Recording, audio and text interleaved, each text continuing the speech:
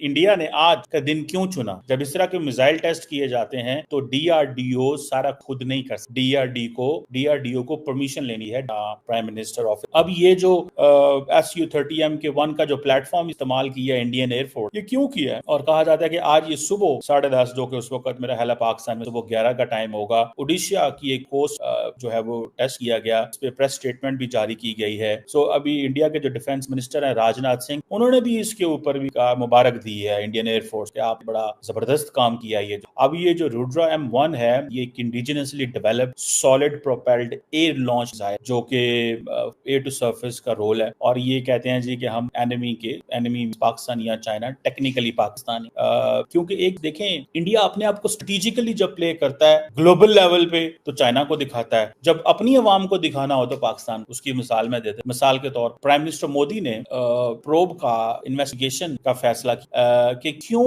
India Pakistani leadership जो है, Pakistani politics, वो राहुल गांधी को प्रेज, फवाद चौधरी कि क्यों प्राइम मिनिस्टर नरेंद्र मोदी आपके बारे में कमेंट। एक दिन आप एक इंडियन टीवी को इंटरव्यू देते हैं, next day prime minister Modi एक पॉलिटिकल रैली के अंदर जो है वो उसका जिक्र कर देते हैं कि शहजादे को पाकिस्तान से जो है वो सपोर्ट आ रही है। क्यों? उन्होंने आते ट्वीट कर दी और प्राइम मिनिस्टर मोदी ने उसका इन्वेस्टिगेशन शुरू करा दी कि राहुल गांधी और अरविंद केजरीवाल को, ये क्या चीज है। सो अब क्वेश्चन ये आता, अगर फॉर एग्जांपल क्वेश्चन ये आता है कि आप देखें कि जो इंडियन जो प्राइम मिनिस्टर नरेंद्र मोदी साहब, वो इन्वेस्टिगेशन क्यों शुरू, कहा जा रहा है कि ऐसी कोई एविडेंस, वो एक पॉलिटिशियन फवाद चौधरी एक ऐसे पॉलिटिशियन है जो कि है तो इमरान खान की पार्टी, लेकिन उन्होंने कुछ अर्सा पहले इमरान खान की पार्टी छोड़ी। अच्छा, जब वो पार्टी छोड़ी उसके बाद वो यही कभी वो इमरान खान की पार्टी का हिस्सा नहीं, और वो चाहते हैं कि हमें जब इमरान बाहर आएंगे जेल तो मुझे दोबारा वो अपनी पार्टी है जी। सो ये जो चीज है ये क्या है? एंड देन सबसे बड़ी इंपॉर्टेंट चीज ये है कि पाकिस्तान की इंपॉर्टेंस तो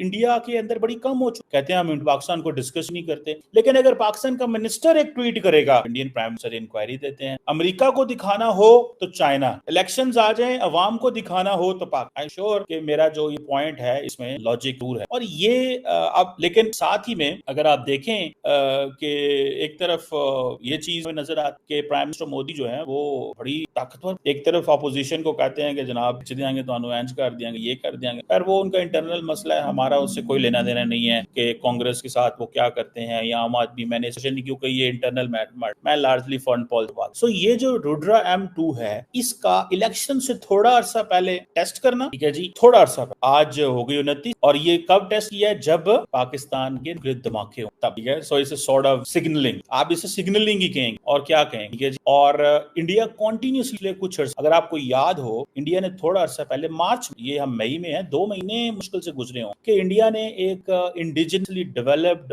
मल्टीपल इंडिपेंडेंटली टारगेटेबल री-एंड-व्हीकल, जिसे MIRV टेक्नोलॉजी कहा जाता है, उसका टेस्ट। और ये कहा जाता है कि ये इंडिया का जो न्यूक्लियर आर्सेनल्स हैं, ये न्यूक्लियर कैपेबल जो अग्नि मिसाइल सीरीज है, उसके लिए बड़ा इंपॉर्टेंट। और इसको संस्कृत वर्ड जो है आग, फायर का नाम दिया। और ये एक प्रोजेक्ट इंडिया ने 1983, इंडिया डिफेंस में बहुत पैसा लगा, सबसे बड़ा आर्म्स इंपोर्टर, 76-77 अरब डॉलर के करीब, अब तो उससे भी ज्यादा, जारी बात है, अभी वो डिफेंस पे लगाएंगे क्योंकि उनको वो कहते हैं चाइना एक बड़ा हमारे लिए। अब ये जो है MIRV, ये जो अग्नि 5 के प्लेटफॉर्म का रेंज इसकी 5000 किलोमीटर जनाब। अब इंडिया को वो जिसे वो कहते हैं ना इंटरकॉन्टिनेंटल बैलिस्टिक मिसाइल का, वो ठीक है, उस कैटेगरी में वो आ चुका हुआ है। और मोदी साहब उस पर बड़े उठाइयां खा मजे कर रहे थे। चलो ठीक है, इलेक्शन से पहले MIRV चला दिया, बनता है, वैसे भी कैपेबिलिटीज होती हैं, जरूरी नहीं इलेक्शन की हो तो उसको, हर चीज को इलेक्शन से नहीं जोड़ना चाहिए। लेकिन याद रखें पॉलिटिशियंस जो होते हैं वो कभी भी कोई चीज जो है उसको इग्नोर नहीं करते, वो हमेशा उसको किसी न किसी पेराए में जरूर रखते हैं ताकि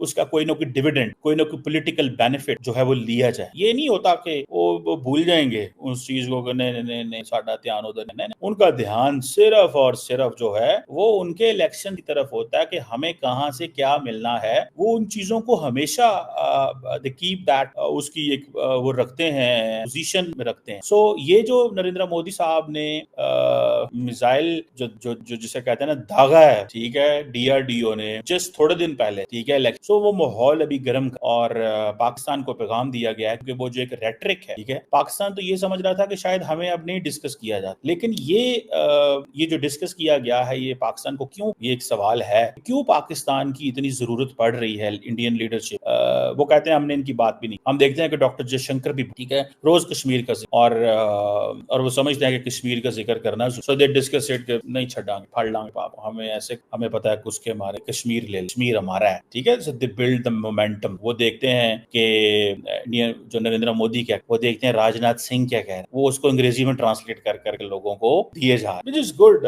वो अपनी जयशंकर एक स्मार्ट प्लेयर है, जिसको पता है कि चीजें जो है वो कैसे कर। अब ये जो इंडिया ने टेस्ट किया है, ये इंडिया की डिफेंस कैपेबिलिटी में एडवांटेज तो है, लेकिन मैं इसको देख रहा हूँ in the context of the time, in the context of the day. आज का डे बड़ा इंपॉर्टेंट। कल टेस्ट किए पाकिस्तान ने और 30 को बीच में इंडिया ने किया, just give a message, so message चलती रहती है। सो इट मींस कि ना पाकिस्तान तो जो पोजीशन लेके बैठा हुआ है, पाकिस्तान के तो वजीर आजम ने कल, साबिक वजीर आजम ने कल कह दिया ना, उन्होंने कहा यार हमने मुआहदे तोड़े थे, ठीक है, हमने मुआहदा तोड़ा, हमें नहीं कर। लेकिन Indian leadership they need to come forward, they need to engage है, उनको भी चाहिए कि वो इंगेज, वो अपना प्लान है, वो समझे कि यार कब तक हम इस तरह लड़ सकते हैं, पाकिस्तान क्या करेंगे, इसका क्या फायदा होगा, ठीक है जी, और इसका क्या जिसे वो कहते हैं ना, जिसे कहेंगे ना कि क्या इससे क्या मिलेगा। So we need to move on, हमें इससे थोड़ा मूव ऑन करने, लेकिन लगता तो नहीं है। की वजह यह है कि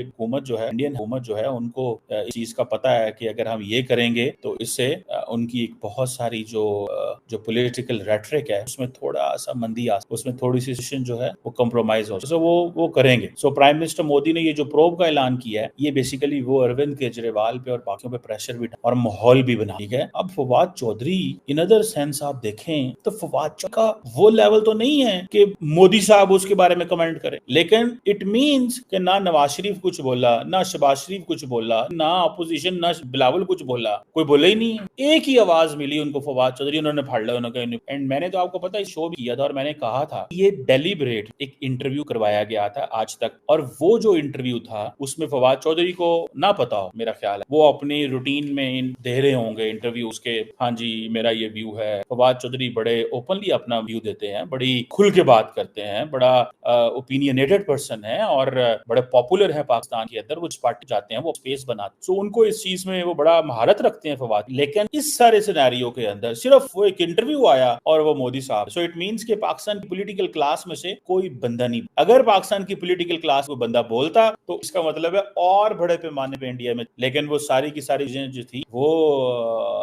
और पैमाने। मैं फवाद चौधरी साहब से पूछूंगा, करूंगा उनसे बात करें, उनसे गप मारेंगे इस सवाल के आपने जो ट्वीट की थी, आपने जो इंटरव्यू दिए हैं, आपने उसको मुश्किल में डाल दिया है, अरविंद केजरीवाल मुश्किल में डाल, और आप ये बताएं कि आप क्या भेज रहे हैं उनको, आपने क्या भेजा है उनको कि आप अब जो है वो ऐसा क्या कर रहे हैं कि प्राइम मिनिस्टर मोदी की जो हुकूमत है वो हिल गई है, उनको ये कहना पड़ गया पाए ना फवाद चौधरी का पता कराओ फवाद की कर। सो मेरा ख्याल है कि ये एक तो कैंस है उसका ताल्लुक, और वक्त ये है कि आज पाकिस्तान साहब क्या उसके टेस्ट के वाले। तो डीआरडीओ ने बुधवार को हाइपरसोनिक मिसाइल रुद्र M2 का सफल परीक्षण किया। हवा से सतह में मार करने वाली सुपर किलर मिसाइल की तुलना रूस के KH-31PD मिसाइल से की जा रही है। 29 मई 2024 को सुबह करीब 11:30 बजे Su-30 MKI फाइटर जेट से इसे लॉन्च किया गया। इस मिसाइल की ताकत ऐसी है कि दुश्मन थर-थर कांपेंगे। इस एंटी रेडिएशन मिसाइल को दुश्मन के radar, air defence system, radio frequency यंत्र यानी कोई भी संचार सिस्टम पकड़ नहीं सकता। इसे रूस की खतरनाक मिसाइल KH-31PD से तुलना की जा रही है। यूक्रेन वॉर में रूस ने इसी मिसाइल का ज्यादा यूज किया था। मतलब ये है कि दुश्मन के जहाज, बंकर, आयुध डिपो, एयर डिफेंस सिस्टम तक को पल भर में तहस नहस कर सकता है। मिसाइल की असली ताकत उसकी स्पीड है। ये 6791 किलोमीटर प्रति घंटे की स्पीड से दुश्मन की तरफ बढ़ती है। मिसाइल की लंबाई 18 फीट की है, जो 155 किलोग्राम का हथियार ले जा सकती है, जिसे डीआरडीओ ने डिजाइन किया है और Bharat dynamics limited, Bharat electronics, Adani defence and aerospace ने इसे मिलकर बनाया है। रुद्रम 2 मिसाइल की रेंज 300 किलोमीटर है। ये 3 से 15 किलोमीटर की ऊंचाई तक उड़ान भर सकती है। टारगेट से 5 मीटर दूर भी गिरकर उसे पूरी तरह बर्बाद करने की इसमें क्षमता है। आने वाले दिनों में इसे Tejas fighter jet, AMCA fighter jet में लगाया जा सकता है। अभी इसकी तैनाती MiG-29, मिराज, जैगवार, सुखोई विमानों में तैनात किया जा सकता है। वीडियो को लाइक कीजिए, शेयर कीजिए और चैनल पर अगर नए हैं तो चैनल को सब्सक्राइब जरूर।